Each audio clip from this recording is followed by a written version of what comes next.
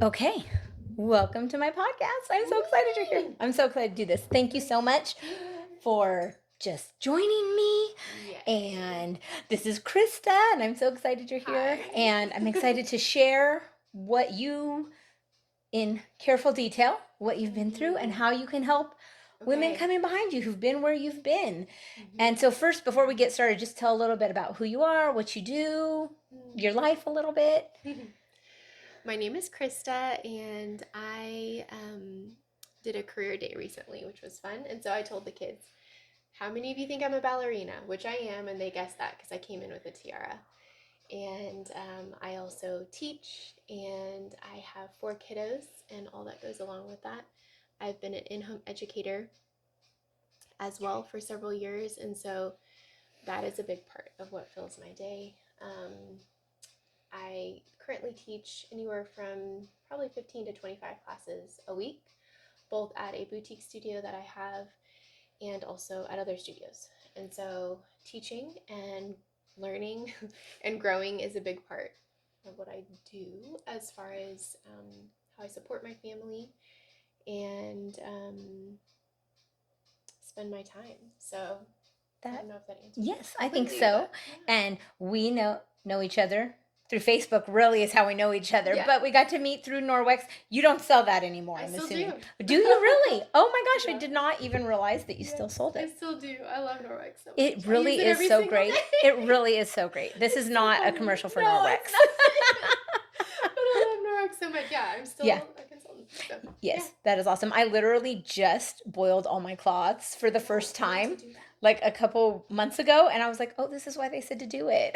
If you have no idea what we're talking about, we sound so weird right I now. know, but that's okay. We can edit it out if we need to.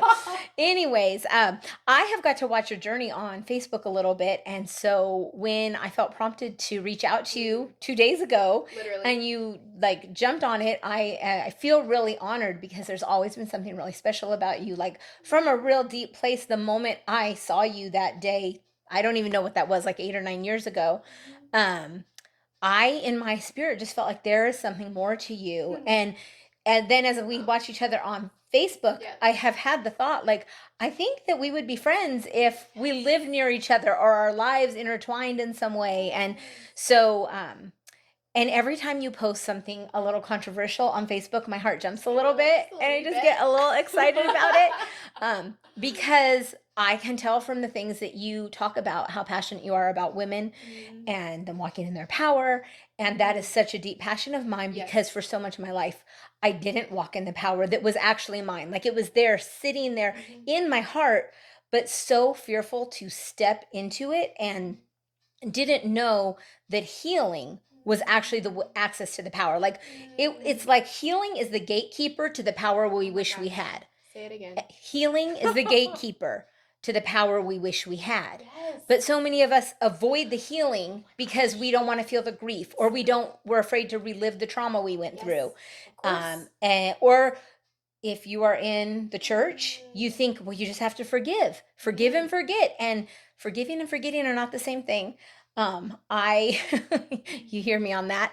I Mhm. remember hearing somebody, I think a pastor at our old church, say, forgiveness granted, access denied. Mm. That's good. And but I think that especially as women, Mm. we avoid boundaries because it feels like unforgiveness. Mhm. And so we say, oh, I can't have a boundary. You just have to let people walk on you. And Mhm. of course, nobody says those words to you. We're Mhm. just all doing it. And Mhm. so I just have so much passion to help young women, the women coming behind us, Mhm. like know, hey, there's power you can use, and the whole world isn't going to explode if you step up and use your voice or enact a Mhm. boundary or say, hey, how you're talking to me is rude. It's Mhm. actually the highest form of love, right? Mhm. If I say how you speak to me is hurting me, Mhm. it also is communicating I believe there's better in you Mhm. and that you can do a better job. Yes.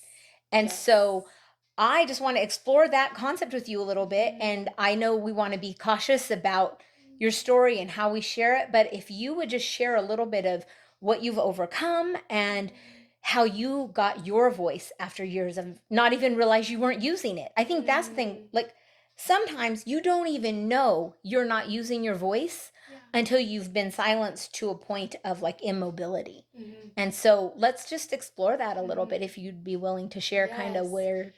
Gosh, I'm always thinking as I hear things, and when you said something about, okay, sometimes especially in the church, even if it's coming from a good place, like, all right, we are told just get on, go on with it. And it just made me think about the idea that there's that idea of just getting up and going, it's almost become a virtue Mm. Oh, versus yes. resiliency, which is I think what's trying to be communicated. Be capable of getting up, taking your power and taking your steps. And that's what we do need. We need the resiliency.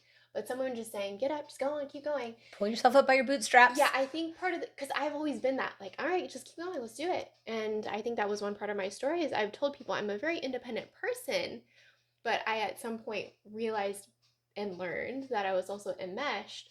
The independence kind of came up as a response to the things that I had been going through because I had to be. I had to. And so I was like, yes, we're going to get up, we're going to go, we're going to do what we need to do. But I wasn't realizing that I shouldn't have to. Mm. I shouldn't have to. Yeah. And also, there's a flip part of that of get up, go on, let's go. Are you actually going through the gateway of healing to get your power? Right. Or are you just It's a bypassing it? Are you bypass. just climbing over That's the it? word. Yeah. It's a bypass. So I feel like I would want people to define a little better if they're like, all right, just come on, get going. Like, yeah, if we're about to like, a tornado's gonna hit us, we just got to get out of the way. Right. Like, get out of the way. Something bad's coming. Or is this yeah, that happened, and then we need to sit and be like, oh my gosh, let's sit with this and think about it a minute. I think there needs to be value for that. Yeah. And that's part of the healing that you were talking about, which I just love so much. I'm going to use that. Healing's the gateway to power. Yeah. But how do you know if you even need healing if sometimes you haven't been informed? I guess that's a big part of my passion too. Like you did a really good job of explaining what you're wanting to do for women is informing and educating us all, I think as a society, as a church, but starting with the people that I can identify with, just the women around me, and saying, hey, here's information. Hey, did you know that you have power? Did you know that you need power? Where is this a place that you might be having that taken from you or silenced or taken away? Or there's just a lot of different facets of it. And so I think education is an important piece. And this idea that speaking up is abuse of power, right? Like, I think, especially within the church, we as women, we know that the Bible calls us to be our husband's helper. And we always hear submit, which don't even get me started on that. Like, that is like, it's not a cuss word, but a little bit it is. It's like, because the thing is, true submission like is a beautiful thing when the person that you're submitted to truly has your best interest at heart. But when the person that you are submitted to has their own self-interest is like what their focus is, then submitting to that person is a form of abuse. It is not a form of servanthood. It is not a beautiful thing. It is an abusive thing. And as a Christian, as somebody who loves the church, who loves all those things, who like for years had a desire to be a women's pastor. Yes. Like I love the Lord. Yes. But I love the Lord more than I love playing church. Right. And I do not believe that Jesus died so that we could be walked on. Mm-hmm. And there is a false message being sent out. Mm-hmm. And like I believe from the fall, like this was the enemy's plan. Because I believe when women band together, we are powerful. We have the ability to heal and nurture and speak life. I mean, we literally get to give the gift of life. And the words we speak over our children have the ability to make them soar or fall. So we have this gift. And so, of course, the enemy is like, let me silence you. Let me beat you down. So, it is really my heart for us to come against that. And I feel like I'm almost 50. And I feel like I really started finding my voice about 36. Okay. And when I was young, I used to watch all the talk shows. But I remember Oprah turning 40 and her big birthday and her saying, you just don't care what people think when you turn 40. And I was always like, what's going to happen? I'm just going to wake up when I'm 40 and like, I'm just not going to care. Like I couldn't imagine because I cared so much about what people thought. Yeah. But I longed for that freedom. What I was talking about, like I longed for the power that sentence had. Yes. So about 36, I started going through some intense healing through a program at church, Mm-hmm. and just, you get older, reading books, getting more wisdom, maturity, all the things. And I remember around my 40th birthday realizing, oh, I don't care what people think You anymore. get it. You're like, I And get it. that is really where this idea of healing is the gateway to power. Mm-hmm. Because the healing that took place from the time I started mending the soul to my 40th birthday was so deep, so powerful, that I did not fit into the person that I was before the healing started. Like I couldn't even if I wanted to do the unhealthy patterns, I couldn't do them anymore because I was like, oh, that doesn't even fit. It would feel like putting sandpaper on and then going for a run. Like you would never do that. So tell me, for you, what has been one of the deepest things that was like the healing? What was the gateway for you where you realized I have power, and the more healed I get? Tell me about the power that you found. Okay. Okay, I have to apologize. So you said the word submit, and this is what it made me think of. Because I have had to battle back and forth. Because I guess that is sort of a power dynamic, right? We're Yeah. talking about power. At one point, I realized someone asking somebody else to submit means that that person actually does have power, right? If I wasn't asked to submit my power, that would mean that I didn't have any power to begin with. So the only way that you can actually submit something is because you have something to submit. That felt that felt right to me when I was like paddling. Like I want to do this thing that seems valuable and helpful. Submission. I wasn't afraid of the word at the time, Mm-hmm. but I was like, but also it feels like dangerous. Yeah. It feels dangerous. And how do I stay true to myself? And at that time I didn't have those words, but I just had this knowing. I have a question about that. That you had the like you actually had the conscious thought. It feels dangerous to submit to this person. Mm-hmm. Wow. Because of what you were saying. Okay. Is this person trustworthy? Yeah. In my opinion, trust is everything. Yeah, absolutely. It can take a lifetime to build and 1 second to break. 1 second. 1 second. And just because you have the lifetime history doesn't mean that it's guaranteed that the trust will be built again. Yep. So that's a whole separate thing. But yes, so I think that's an interesting thought. If you find yourself in a place where submission feels scary, why? Why does it feel scary? Because I have heard stories. I don't know that I've experienced this.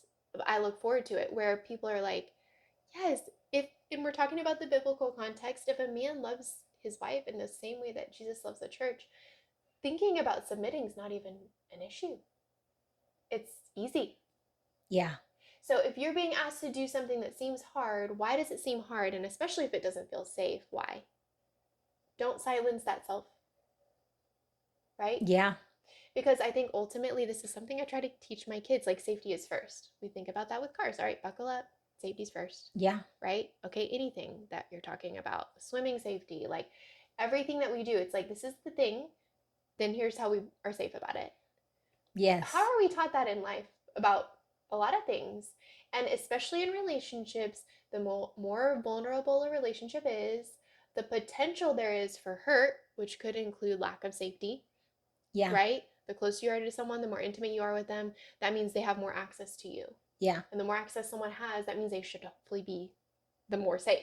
Right. Because they have a real relationship, like a healthy one, there has to be Mhm. complete vulnerability. Mhm. And if you do not feel that you can be completely vulnerable, that means they see the good, the bad, the ugly, the pretty, the Mhm. worst thought, and they still believe the best in you. That's how Mhm. you know that it is safe to be vulnerable, that I don't have to hide the ugliest part of me. Just a Mhm. couple weeks ago, a situation happened. I was fit to be tied. Like, that's such an old phrase, but when I I love it. tell you the bad words that came out of my mouth, Mhm. and like I was raging, and I looked at and I was not raging at him. I want to make that clear. It was not at my husband. It was about something else. But I am able in that moment to say XYZ, the expletives, the whatever, and there's no fear that he now thinks I'm a bad person because I had a raw moment.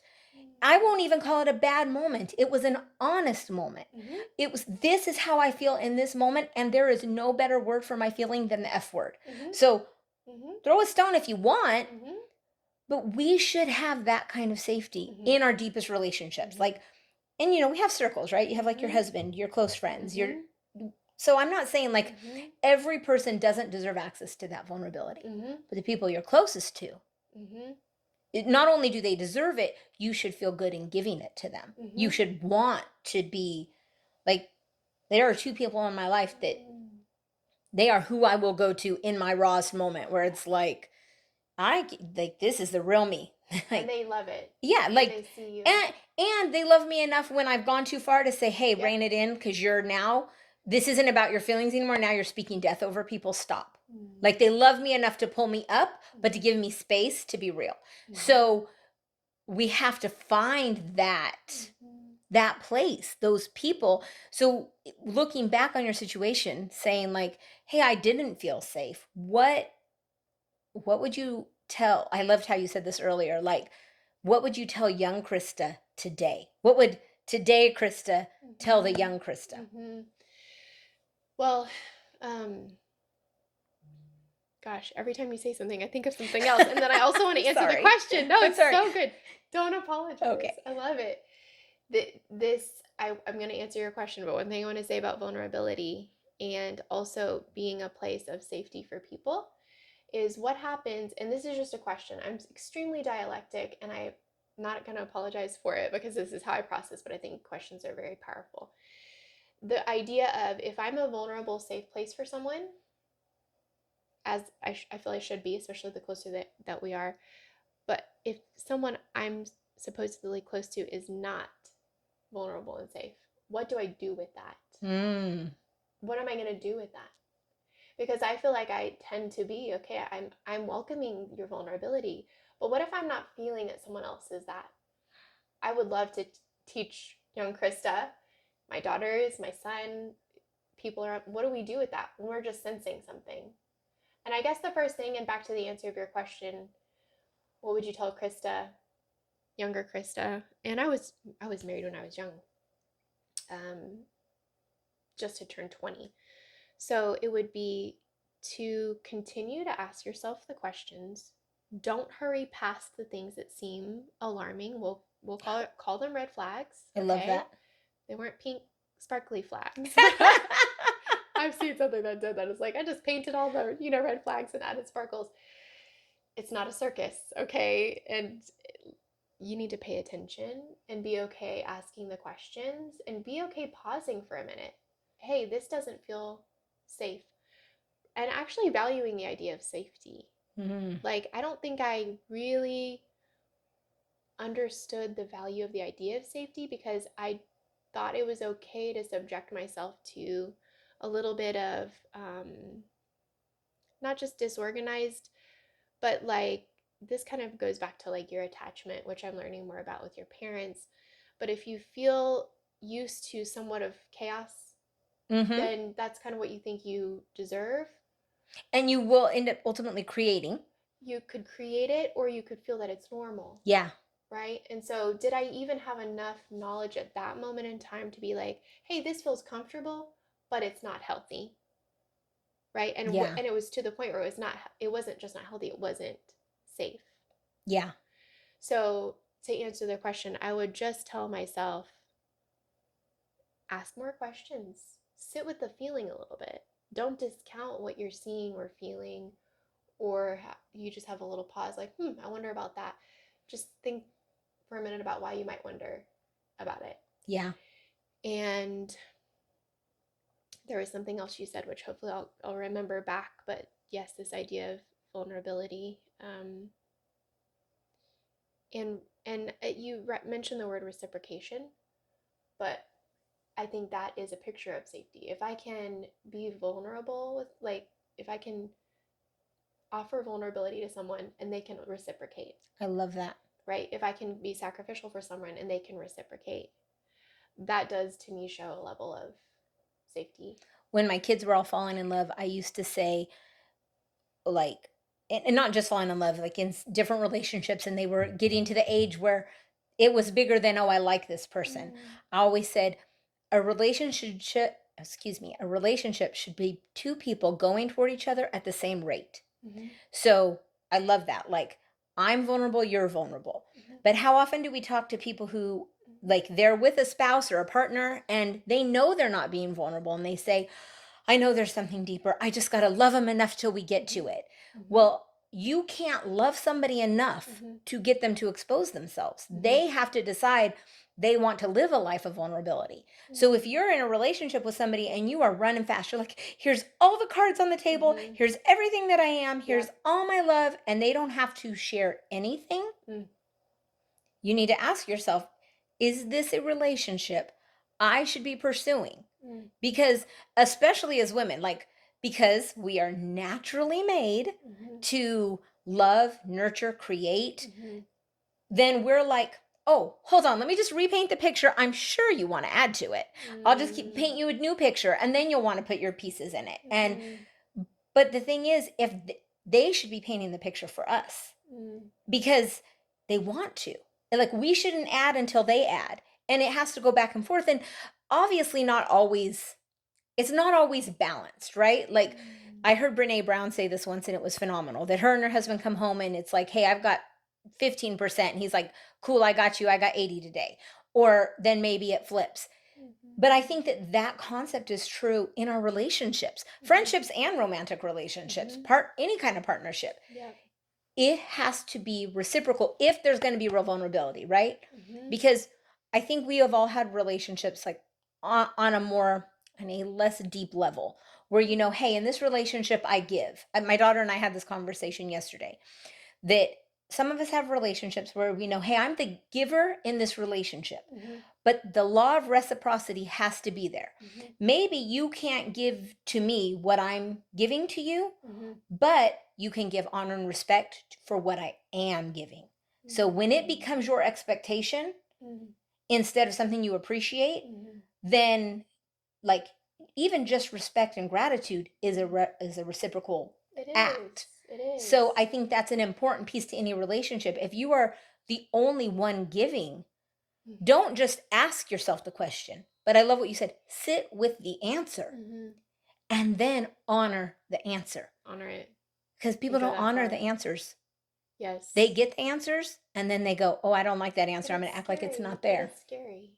It is. I would tell that to myself too. It's I understand it's scary. And that's also a feeling to sit with and be like, that's okay. That's a feeling. Yeah. And you said two things, and then I want to come back to the feeling piece, but the idea of loving someone enough, you see a piece, okay, I can love them enough, then they'll uncover, then they'll be vulnerable. Um, Love is amazing and it does powerful things, but somebody shouldn't change for me. Mm, In fact, preach. if someone needs to change, I used to be like, please. I mean, I remember at a point in the most important relationship at the time for me was just like, please change. Like, don't you love me? Please change. Change for me. Change for this. Change for the family. And I realized I don't want anyone to change for me because in the end, if they didn't want the change, they're not going to do the steps to change because change is very hard. If they end up doing the steps to change for me and they didn't actually want to do it, then I could actually be in a place, even the villain maybe. Because what happens when they change and they don't like what happens? Mm, It might be good things that happen, it might be bad things, but I'm not in charge of the outcome. But if they dislike the outcome and they changed for me only, then it could also put me in a place of being blamed for something or them so becoming good. bitter. So good. So I'm at a place now where I'm like, do what you want to do. Please, by all means, do what you want to do. And if we're doing the same things and I see that action, reciprocity, then that makes sense to me now. Yeah. Not me being like, okay, I'll do this and this, which will love you enough to make you want to see that I'm valuable enough to change. If I'm the advocate first for myself, then other people will come alongside that. So true. And that's the other thing I wish I would have known. I'm worth advocating for. I do have a voice. Advocate first for yourself because in my situation, I have kids. So, of course, I'm going to advocate for them. I think that's part of a natural mother's heart. Right. But I have to also learn how to advocate for myself. And that's really when my kids are going to see me advocating for them because there's just a trickle effect. Yes. Like, I love that because I think so often, and this is a broader picture than partnership, but as a mom, we do this thing where we elevate our children's needs so high above our own, Mhm. thinking Mhm. thinking that what we are modeling to them is self-sacrifice and you give to others and that you're so valuable and important and I love you so much, but that isn't what we've modeled. What we have modeled is you're the most important thing in the world, and if everybody doesn't bow down for you, then you should get rid of them. And Mhm. I have very strong opinions about that because Yeah. I think you said something the other day when we talked Mm. about you found autonomy for yourself. And Mhm. I absolutely want to discuss that because I think that's something that lacks. But I woke up the next day and felt like I had an idea for that, like something I'm about to write about Mm. the autonomy of motherhood. We Mm. get lost in our marriages, but we get lost in our mothering Oh too. gosh. Yes. And we think our children are an extension of us instead of just sitting in our hand. And they're going to leave. Mm-hmm. And so for you to say, I'm going to love me in this partnership that my children are witnessing, Mm-hmm. and they're going to witness me advocate for my own worth, Mm-hmm. what they're realizing is each person should advocate for their own worth Mm-hmm. and that you are worthy and they come from you. Mm-hmm. And the byproduct of that is they will find their worth because they came from you and you find yourself worthy. Mm-hmm. Not because it's not narcissistic to love yourself. No. Gosh, because God made us valuable, right? I'm a believer in Jesus, and I believe that God put his imprint in me and you, and that he put his value, that he breathed his life into us, Absolutely. right? No other creation gets that gift or that impression of him or from him. So I feel like, man, we're so valuable. So if we can't see the value, we're not seeing ourselves the way God sees us. Absolutely. And if something's valuable, you take care of it, right? Which is my issue with people who have an entitlement towards the value of someone in front of them. Oh, this person holds value, but yet I'm entitled to do X, Y, and Z to that person.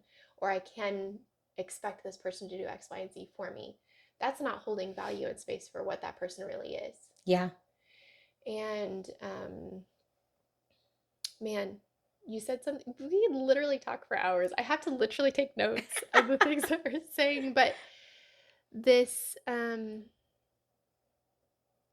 idea of advocacy, here's what does make me sad is that I didn't see my need for advocacy for myself until I was already quite far out of the picture Mm. of a destructive relationship. Wow. So I saw something I thought I would never see. I saw in my mind, and I don't know how most women are, but in my perspective, I was like, okay, domestic violence, no. Like that's a hard no. Yeah. And I'm glad I had that line in my mind. Um, so once I got to that point, that was where I was like advocating, like, this is not okay. It was more of a like, this is not okay feeling. And my kids can't see this. And my girls can't think this is okay. Like, my son can't think this is how you treat women. And my girls can't think this is how they should be treated. That was my driving factor. Not, and it's a form of advocacy, it's what I could do at the time. But I don't know that I had enough strength in that moment to do anything else except for this is not okay. We need to find safety. Um, the whole advocacy piece, especially for myself, did not come for many months or years later. Yeah. And that's okay because I don't think I could have handled everything that was going on for face value. Yeah. There was too many things for me to really Yeah. we There was have too many things to clean up. there's survival mode. Yeah. I have 4 children, and at the time in my particular story, I had a newborn, and everything was up. I don't know that I told you this, but essentially, I had to leave, and when I left my home, I knew I would never be back there, Mm. and that was true. And we lived in 10 homes in 9 months. Wow. So we were not homeless on the streets, but we didn't have the stability of a place that was our quote own in the sense of something that could be relied on long term. Yeah. And that this is delving into my story, but I do believe that I got peace and comfort from the Lord because he I wanted so desperately just to be like, I need a home for my kids and for us to land. And his the idea that I could rely on him and that that was what I needed became even more comforting than an actual home. And that's an interesting thing because we're living in a real world, but then you have something that's somewhat abstract, and getting comfort from that is. I think people who have experienced it understand it. Mhm. People who have not experienced it or not received that into their life, they can't imagine that this God they can't see Yeah. could offer that comfort. But I remember going through a very difficult season years and years ago. I literally slept on my Bible. My husband was working nights at the time, and I was in such a dark place personally. I was lonely, just so many things happening. And I remember saying to God, if you do not touch me, Mhm. I'm going to die. Like not physically, but my soul was just waning, and I Mhm. laid my head on that Bible. And that Bible is so old. It was the first Bible I ever got when I was 16, and but I will never throw that Bible away Mhm. because it contains my tears, my questions. Mhm. One time I was looking through it and I realized there was a question that I had written in pencil because I was in high school when I got it that said, "What was the first covenant?" Because it was something in the New Testament about the old covenant. And Mhm. several, I mean, I'm talking like 20 years later, I'm looking at it, I'm like, oh, I know what the new covenant is. Like Mhm. it contained a lot, but I digress. Really, God's presence is so palpable Mhm. if you are willing to hold on to it Mhm. and receive it. Because he offers it to everybody, but not everybody Mhm. will receive it. Mhm. Yes, and to talk to like it felt almost offensive, but also felt comforting when I remember the word was certainty. And I was like, God, I need a home for my kids. And he's like, certainty. Mm. I am your certainty. And at the time, I was dealing with somebody who was deceptive on a consistent basis. And so to hear the Lord literally be like, I am not a man that will lie. Oh, wow. I'm like, okay, I do have a track record. You have proven yourself. I believe you can give me certainty. And he always comes through. So, an interesting part, you kind of asked about my story, but an interesting thing, I feel like I could tell my story from the point of the facts and the turmoils and the hard things, and then I feel like I could also tell my story. And I think if I were to tell those things, I recently did a assessment. It's called like I think it's betrayal assessment, something to do with betrayal trauma, such like that. And it's figuring out like kind of your level of what you've experienced or how it's kind of affecting you in your life, because that stuff affects you going forward if you don't deal with it. And so, one of the questions on there is like, if you were to tell the facts of your story to people, are they often surprised by what you've been through? And if so, that gives you some information, right? And we kind of just like keep going, pull up our bootstraps, let's go. And my score was higher on that than I wanted. But the point is, you could say things and see things from this side where maybe people would be aghast from the details. And then I could also tell you my story from like the miracles, the comfort, the ability that even though it was the only thing I had, I've told people this, like if I did not have Jesus, number one, that's all I needed and that's all I had, and I was okay. And also when I feel like I came to him with nothing, he was also okay with me being like that. Mm. When everything you have is nothing, is it enough? And he's like, yeah. Yeah. Especially when you find yourself in a place where you never thought you would be, right? Yeah.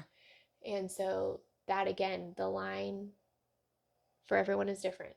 The realization of I need to be an advocate. How can I be an advocate? I mean, being an advocate means that you actually are someone that you believe to have power. So that's how we're talking about this, or how we started this. Yes.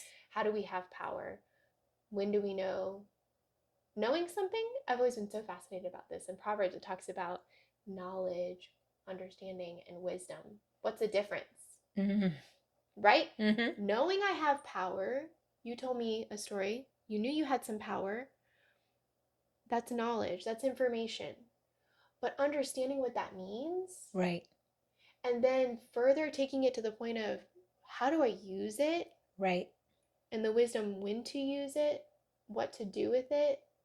That's a whole other Yeah, it's a level. like experience, maturity, resources. And I think this is such a good place because we had talked earlier about it's so important for you to talk about how do we resource people when they Mm-hmm. find themselves Mm-hmm. needing support? How do we support them?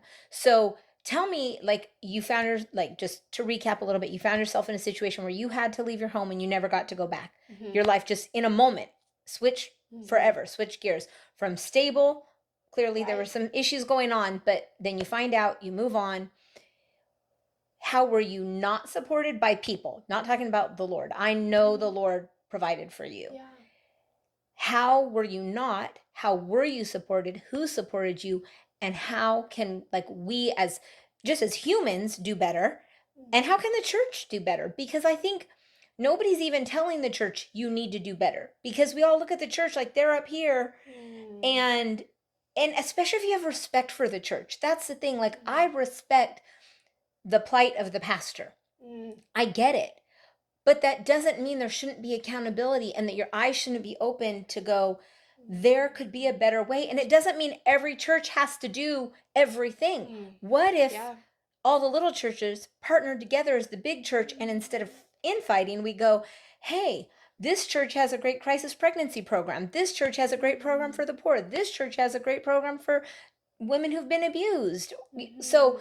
so with that, tell me, like, how were you supported? How were you not supported? And how could they do better? Mm-hmm. One thing you said about just coming to the church and saying, hey, this is how you could do better is very convicting to me, because as I've gone through certain things, and everyone's story is different, I've wrestled with the idea of at what point do I speak up for Mm, someone outside of myself?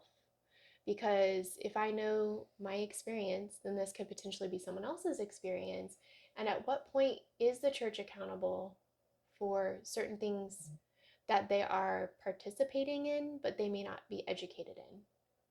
Right? And since the church covers every area of our life, the plight of the pastor is extreme. Like, I very. do think that we look at the pastor as this extreme authority who should be the authority on everything. I love that. And not one person can be, Exactly. as you said. And maybe that's a solution. Hey, this church is wonderful with crisis pregnancy, and this church is really well informed with domestic violence, and this church is wonderful with mental health. I love that idea, because then it's not so much weight on.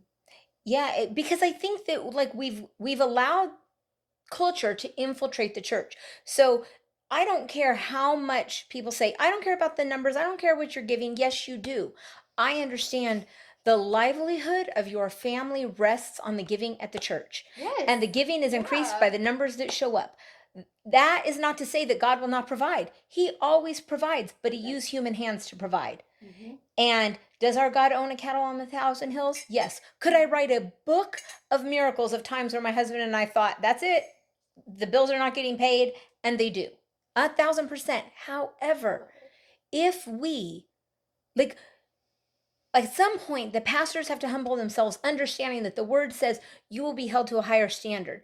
And I don't think the higher Mm-hmm. standard is be all for all. I think the higher standard is link arms with the people around you that also love him, even if their expression is different. Mm-hmm. And I'm not talking about, like all the hugely different people, but I am talking about if everybody who believes in Jesus would stop fighting about whether you raise your hands or use instruments or speak in tongues or Mm-hmm. all, and we said, hey, we know that the passion of Christ was Mm-hmm. people. Mm-hmm. So I'm going to lead you to people. Mm-hmm. You just shouldn't be offended that another church can help. Mm-hmm.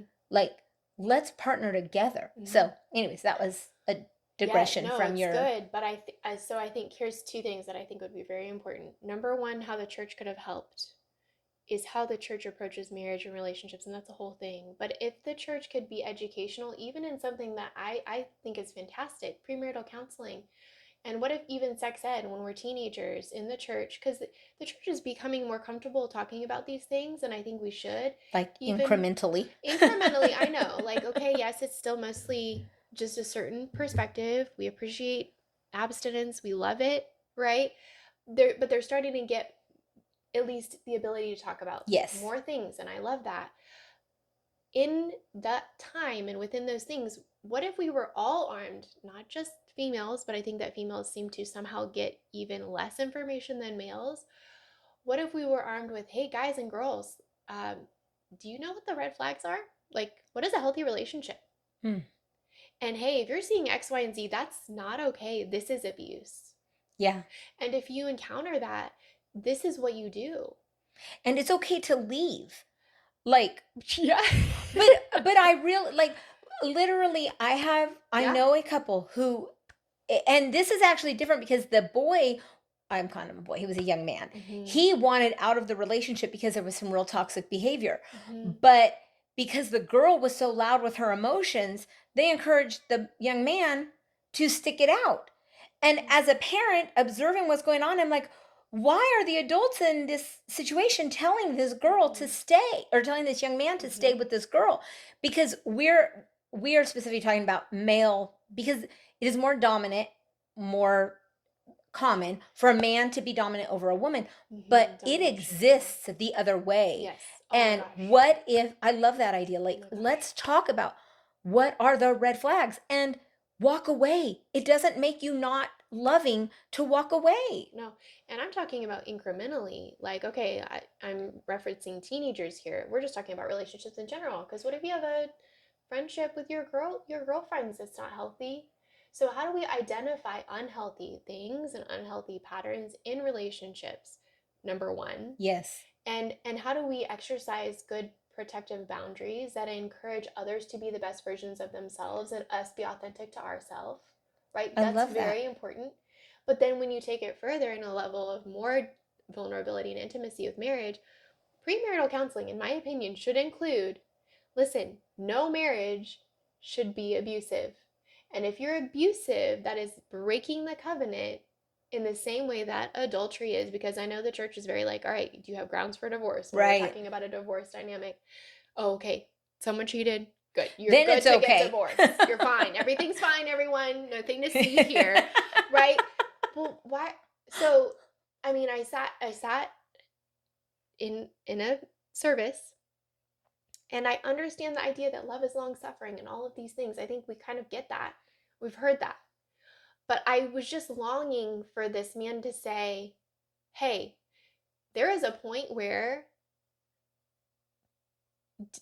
the treatment, there's a difference between, dysfunction, which is not good, but like just disagreements and destruction, Oh, I love that. Say that again. right? A disagreement and destruction. And the person who I got that from, Leslie Vernick, who is fantastic, it was this measure of we're kind of trying to measure when things don't make sense, we're trying to stabilize ourselves. This is what happens when you go through any kind of like trauma. um, Betrayal is one of those big times where we're trying to stabilize ourselves, what's real, what's not. And one of the things we're doing is measuring. And so she talks about, well, what's the difference between a dysfunctional marriage and a destructive marriage? Mm. Like if I as a young person knew, hey, 1, 2, 3, 4, 5, okay, this is normal. Yes, disagreements, hard. Okay, yeah. But what was happening, unbeknownst to me, is I'm taking things 100, 200, 300, and I'm thinking it's the same as, oh, this is just hard stuff, but it was actually destructive stuff. And if I would have known, here's this and here's that, oh, wow, okay, we need to really be watching. You're already at to 3 out of 4 level, and we're still increasing what needs to happen. Because we had this conversation, I don't know if we've said it today, but I believe that God makes institutions to love on people. And when institutions are not highlighting and helping people, he loves the people more. So, church is an institution that can help the people. Yep. That's the whole point. We're not going there to like say, woohoo, I look so great. Like it's there to help people. I've heard that term, like the church is like a hospital for the hurting, Yeah. right? It's there to help the people. If at some point the church is hurting people, that's not what the institution was created for. I love that. And I have been in situations where the church is hurting people, and then you're silenced by saying, but if you speak up, all the people are going to go away, and then what are they going to do? Like, and which is a form of gaslighting and spiritual abuse, right? Like, if you speak up and you tell everybody what he's doing, then you're causing disunity in the church. You're slandering.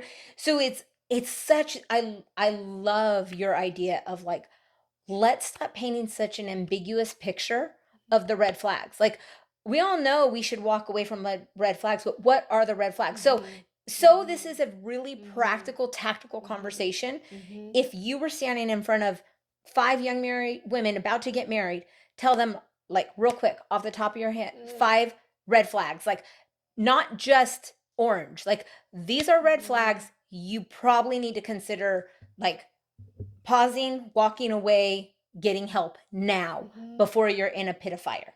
Mhm. Well, I think in order to identify the red flags and say, hey, I can walk away, you have to have a sense of trusting yourself. So I would say start there. Learn how to trust yourself. I mean, the thing that rises to the top, I don't know if I can give you five. Okay, give me the but few that rise to the top. but for sure, if somebody's actions and words don't match, don't make excuses for them. Love that. I had a counselor, and yes, I believe in counseling. Love, yes, absolutely. Please go to counseling. Um, Say when they tell you who they are, believe them. Every time. I think And Maya Angelou said it this, first. And yeah, like, right. People, this yes, is Jesus. when Yes. their actions tell you who they are, believe them. The first time. The first time, I do think that this is a good policy. You know, there is the okay, forgive, grace, kindness, hope for something better. But I do think that now I would have the perspective of addressing it. I believe confrontation is good, actually. Now, I didn't believe before that conflict was good. Yeah, I think it's an opportunity for growth. absolutely. So I actually am not afraid of it because I do feel like I have a place and a voice. And I think it is an opportunity for growth. So I think if I were to come to someone and say, hey, noticing these things, and also what I've learned in counseling is, hey, this behavior happened. Okay, let's just take lying for, because you asked me to list 5 things, and I'm talking about deception right now. Hey, notice that you lied to me. Here's the evidence, therefore, wait, whatever. This is how it impacted me. And I'd like to make this request going forward in regards to how I would like to be treated. And also, you can choose whatever you want to do, but if you continue to lie to me, this is going to be my choice, Mm-hmm. right? That's a very non emotional way to look at something. And I was going to say this about feelings before. Number one, validating our feelings. Like, wow, this person really hurt me because they just deceived me. That's not okay. Right. I need to be able to sit with my feelings, but then also be like, yeah, that's a feeling that happens, and then what am I going to do with that? Do I like being treated that way? No. Do I deserve to be treated? No. What am I going to do about it?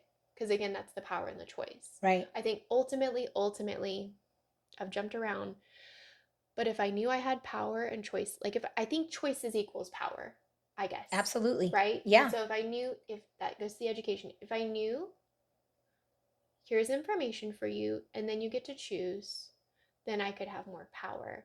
So you're asking a very good question, tactical. Okay, 5 things. Number one, if you see someone lying to you, if you identify it, or if you even think they are and you kind of need to do some research, you find that they are, and they're lying, biggest red flag ever, in my opinion.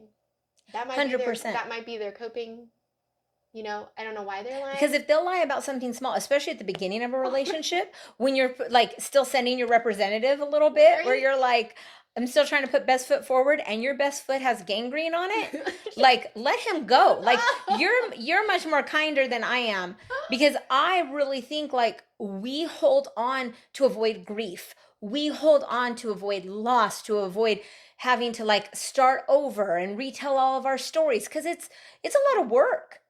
And so it's like you're like, oh, I don't want to have to start all over. But you know what? If this is the best, like the beginning of a relationship is always the honeymoon period. And if your honeymoon period is full of like ickiness, you gotta go. That's it. Like you've got to go. That's it. That's such a good one. If the beginning looks like this and that's the best, is that what you want? Yeah. You know, is that what you want? And I think most of us would say, no, Right. no, that's not what I want. But we're so afraid of the grief of leaving. And then depending on what particular brand of trauma you come to the table with, Mm-hmm. are you a people pleaser? That was mine. Mm-hmm. Like I know how to make people happy. Like, and I don't need to be right. Like from just a natural part of my personality, I don't need to be right. Because like this is going to be a final question I want to ask you, but I believe truth always comes out, character rises to the top. Mm-hmm. So when I'm in a conversation with somebody, I don't feel the need to prove myself right, because if I'm right, if what I believe is true, it will reveal itself in its own time. Yes. I don't need to convince you that I'm right. Yeah. I like, my ego just doesn't need that, Yeah. because you're going to be more embarrassed when you find out I was right. And if it turns out I'm wrong, then I didn't make a fool of myself going, I'm right. Like, I can just go, oh, you know what? You were right. I'm sorry about that. It's such a more stable place to exist from. But you have to be able to just believe people when they show you who Trust they are. is everything. Yeah. And trust is everything. Man, I do think that how people treat their parents is important. Mm-hmm. Understanding your family of origin and that dynamic is important. I love that. And I guess the final thing is, if you have a boundary and someone chooses to ignore that, bypass it, or destroy it, they're not going to respect you in the future. Preach. So I'm learning that the hard way. So many different ways. Well, and it feels mean, right? It feels mean to go. If you're a people pleaser, it does feel mean. That's true, because it doesn't feel that mean to me now. But for sure, earlier it was like, oh no, they're going to be different. And my husband and I are in this constant debate. He says people don't change. I believe they do. The difference is, I believe you only change when you want to change. Yeah. I don't think people change if there's never any friction to force the change, because you won't change until staying the same hurts worse than changing. And that has to be pain that they are causing themselves. Not nagging is not a form of pain that causes sustainable change. So as a woman, if I'm like, have this issue with my husband, and I'm nagging and I'm nagging and I'm nagging, he, even if he does what I want, that's not a heart change. He might do it because he's tired of my nagging, but he's not now putting his shoes away because he sees the value in putting his shoes away. He's doing it because he's just tired of hearing me yell about it or complain about it. But when he goes, if my boundary is, you don't get a reaction from me if you do something that I don't like, well, he might not like that disconnection. And I'm not talking about silent treatment or kicking somebody out of the bed. I'm not talking about dysfunctional. No, none of that.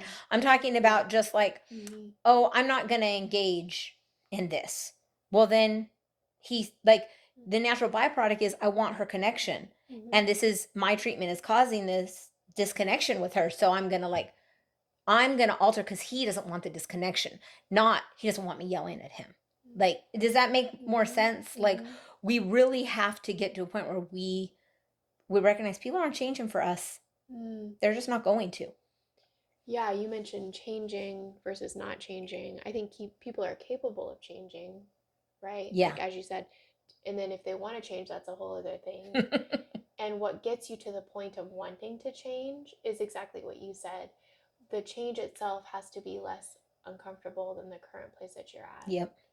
And that can be anything. Again, I feel like it's like we're talking about people changing, quote, what we think are bad behaviors for good behaviors. Like, it was very hard for me to have something that everyone would consider, okay, yes, this is good, and what people pray for and all of that, but it's not healthy, it's not right, it's not sane. And going from that to the unknown. Well, the unknown, I mean, that's scary. That's scary. And it's also, that's a kind of change that's also, we don't know what's on the other side. It's not guaranteed. Yep. But I know I have to know that within myself, there's enough dysfunction going on here that I can't manage it. And I think actually getting to a place of being like, nope, I can't do this anymore. Some people would think that's giving up, but I think that's a resolve. Oh, I love that. To go through that, valley of change and things that are unknown and scary, but also potentially needed. And I think what young people, particularly when you're young, don't that the unknown is so scary. I think when you're a Mhm. little bit older, you've gone through some things. Even if you're in a dysfunctional relationship, you've probably Mhm. gone through some things that you thought you couldn't get through and you did. Mhm. Whatever it was, you're like, "Oh, I survived that," or "I survived Mhm. this thing." So you get older and you go, "Yeah, I don't know what's on the other side of walking away from this partnership, but I know I survived something like for the last 20 years, so I know I'll be okay." And I think Mhm. that inexperience and youth just doesn't provide Mhm. that knowledge that you will be okay even if Mm. you don't know what's on the other And side. maybe that's part of the power. Yeah. Being like, you know what? You're going to be okay. Because that is true. How scary that would be if you didn't know you'd be okay. And then we're also saying you need to make these big changes and you need to speak up and have your power. And they're like, but it's a big feeling. I feel like I might die. Or Yes. especially if we're talking about things like mental health and anguish, like you Yes. genuinely feel like you might die. Right? Like, so how to give people hope too?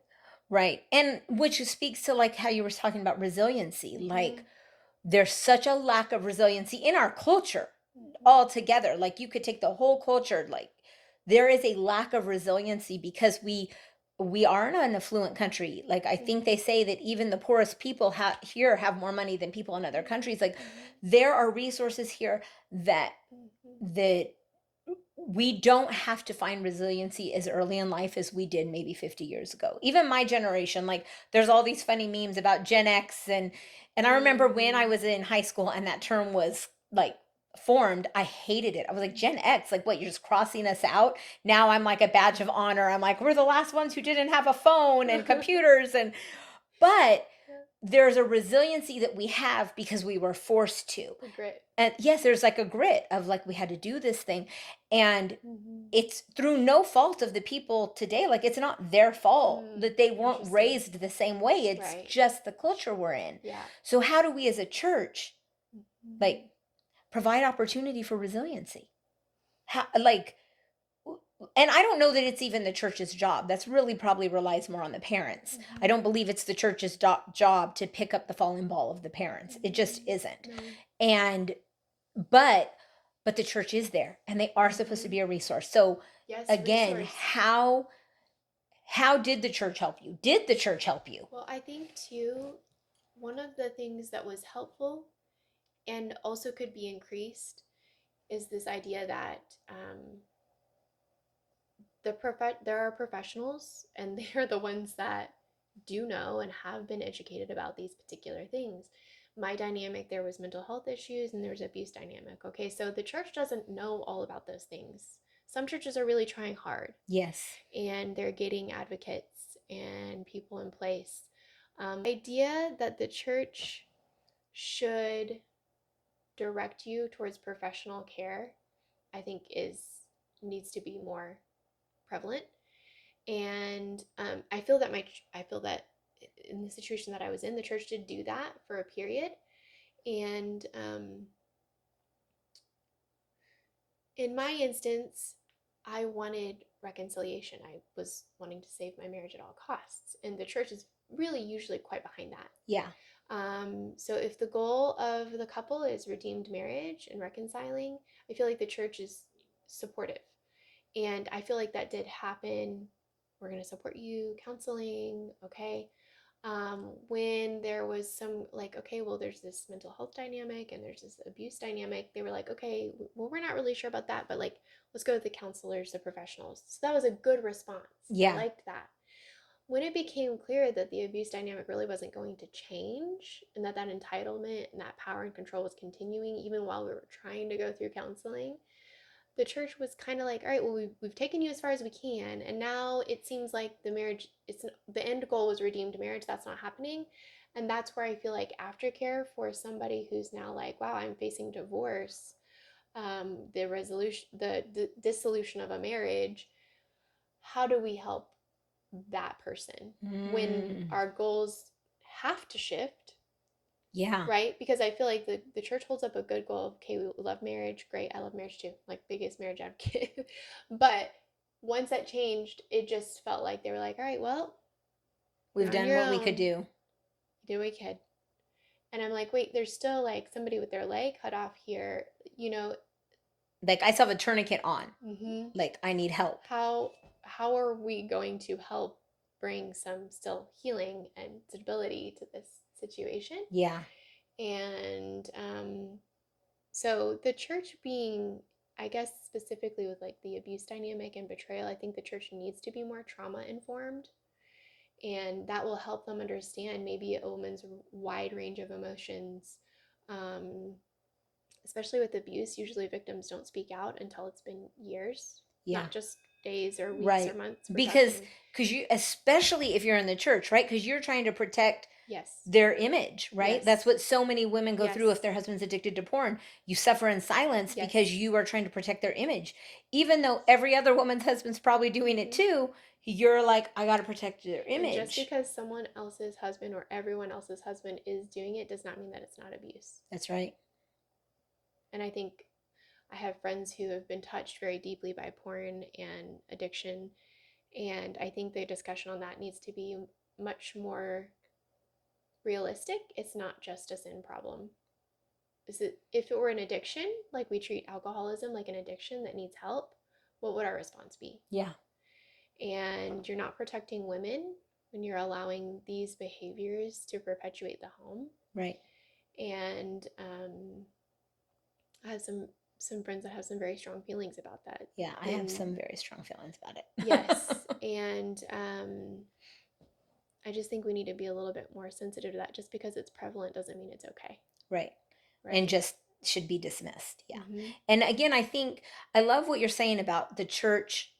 Like part of maturity is knowing what you don't know and what you don't have resource Mm-hmm. for, right?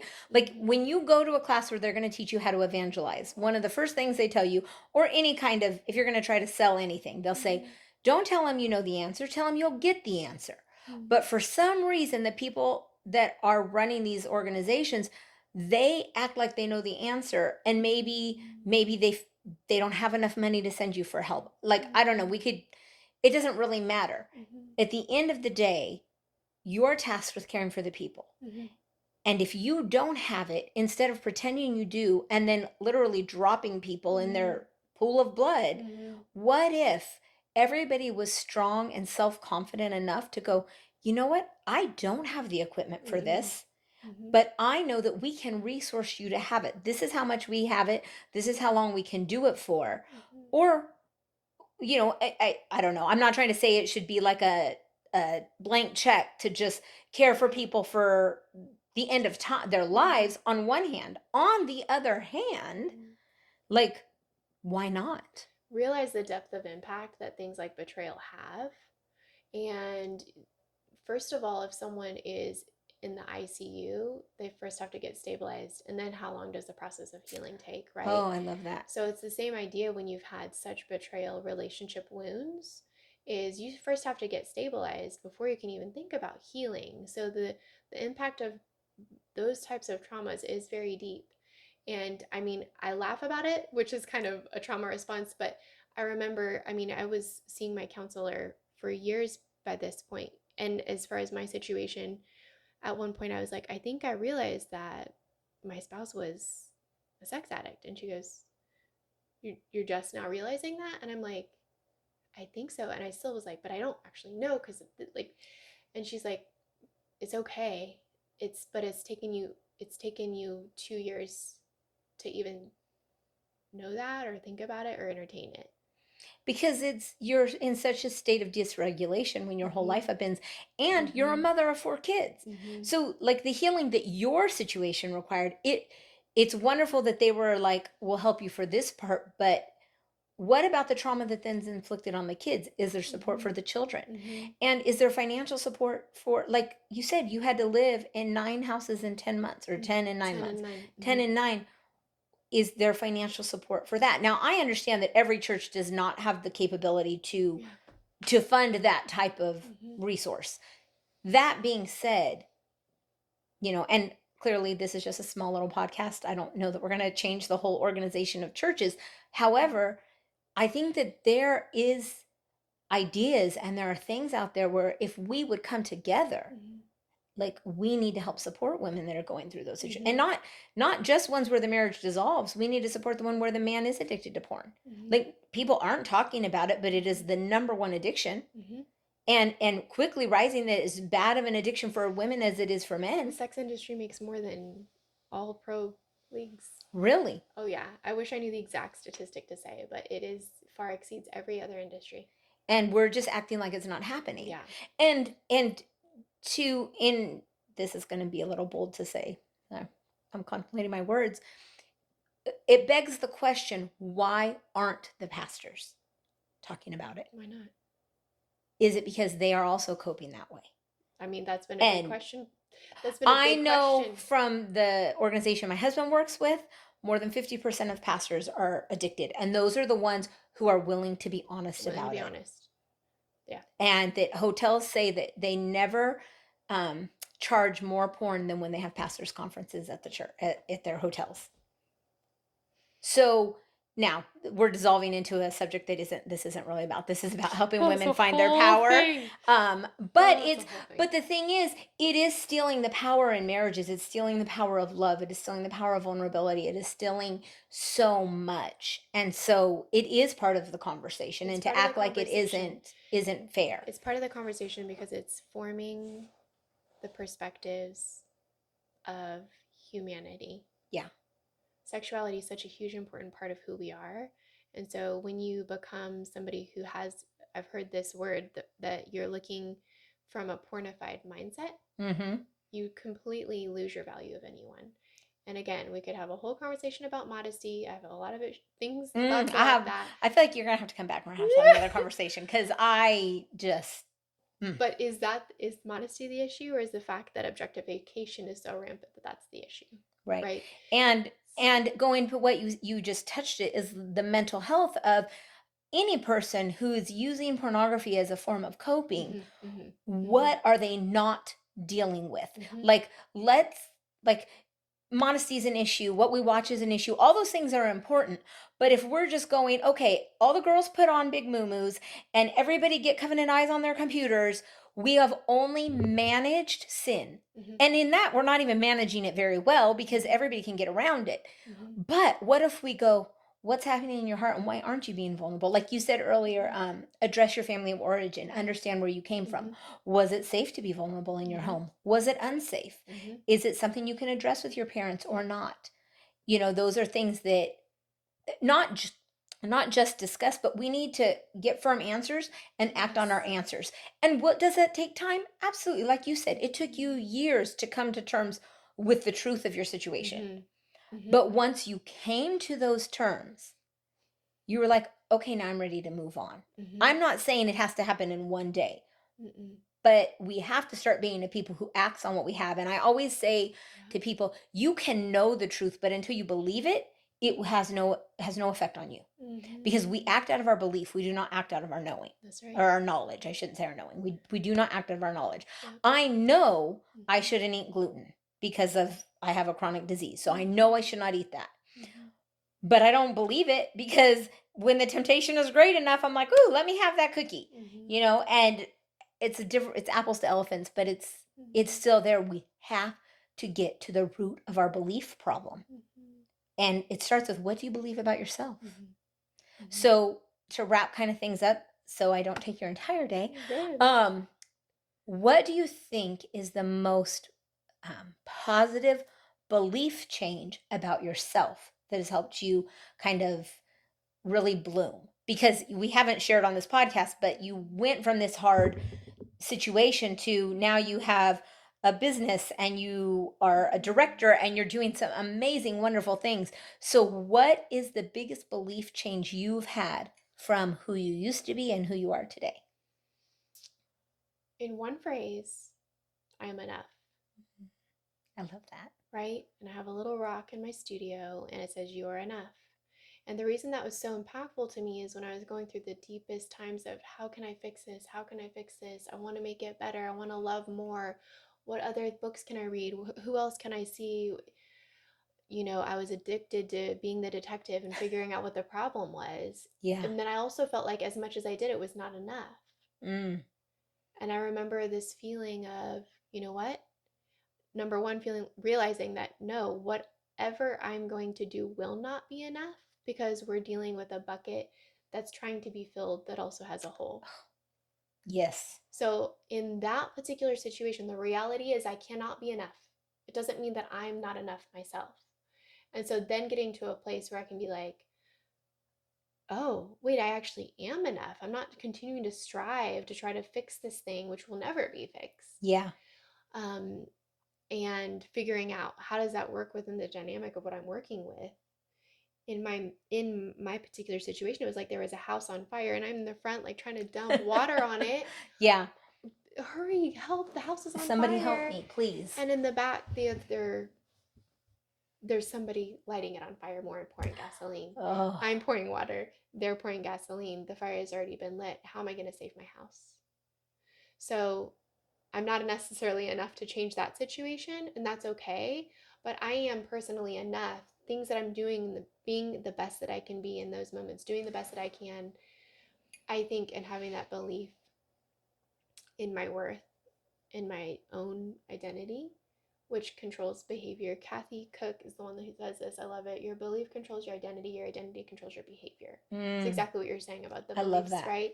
So believing that I am enough gives me the strength to find the resources, which means I feel like I have power to make the choices and to take the steps that I need to reimagine my life and grow and flourish and then also grieve, because here goes the cycle. There's something else to grieve. I'm enough. Oh, I'm capable of doing that. Not on my own. There's a huge support system.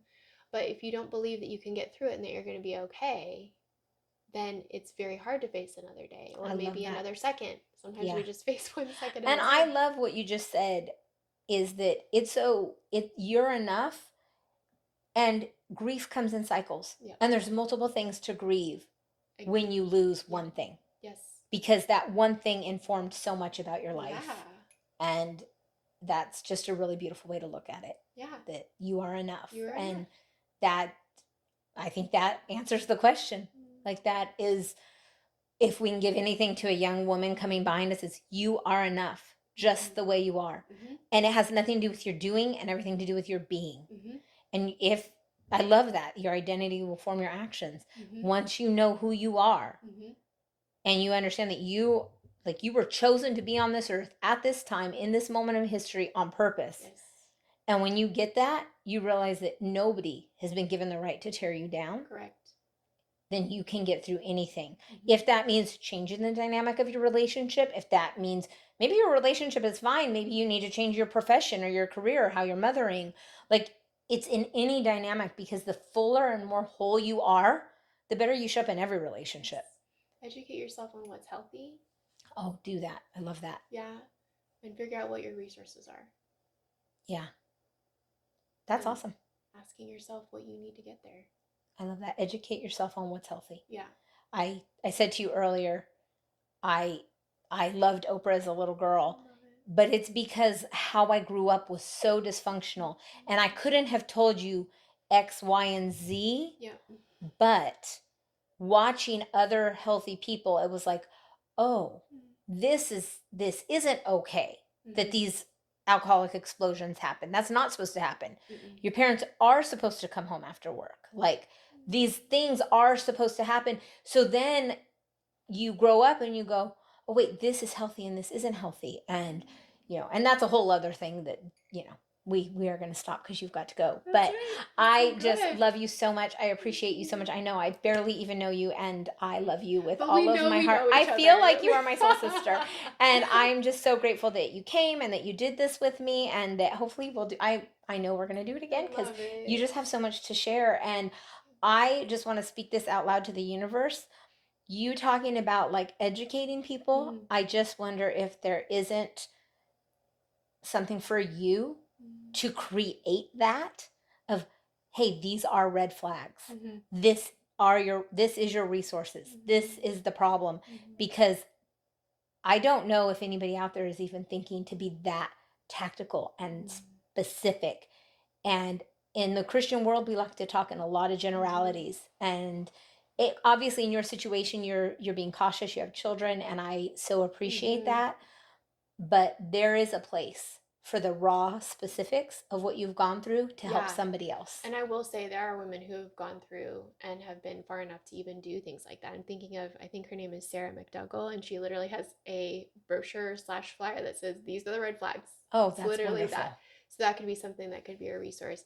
Leslie Vernig, I've mentioned her a few times, but she really helped me to understand what my core strength was. That's one of the words she uses. It's an acronym, CORE, and where your power is coming from. And my eyes were open when I read her book, The Emotionally Destructive Marriage. Mhm. So there are resources out there, but it's something that's not prevalent. And I wish, again, we have in church, like, okay, Love and Respect was a big book or whatnot, but we also have, hey, Emotionally Destructive Marriage. What, I it's love the that. same. Like we So need both. It's the same thing we do where it's like we want to teach abstinence, but we should also teach safe sex, right? yes, you need to have Because sex ed. like you got to have both things. Like you want to teach how to have love and respect, and nobody is saying you should walk away from a marriage at the first sight of a Hmm. fight. Like, Hmm. my gosh, the whole world would be divorced. Yes. However, Yes. there are situations where you absolutely should walk This is away, destructive. and somebody needs to give us words for the feelings that we Hmm. have Oh, because they're not, hugely. Verbiage is we huge. don't always know what to say or do. Yeah, so So, there are people that are doing that, okay. and it's out there. All right. Yeah. I'm going to do my very best to link those in the comments Okay. below when this gets up. But Thank you so thank you much. so I much. feel very